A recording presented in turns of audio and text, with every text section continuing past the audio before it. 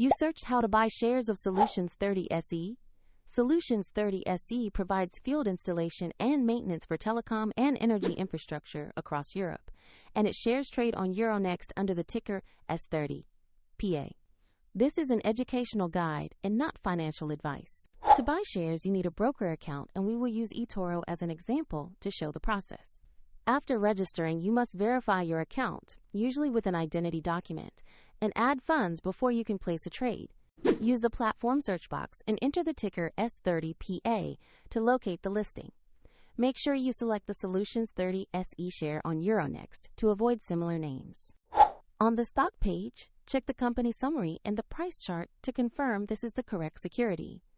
Review basic information such as sector, recent news, and the current market price.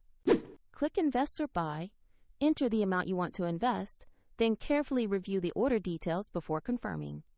If the market is closed, your order may be queued or set to execute at the next market opening, and if you lack sufficient funds, the platform will prompt you to add money before confirming.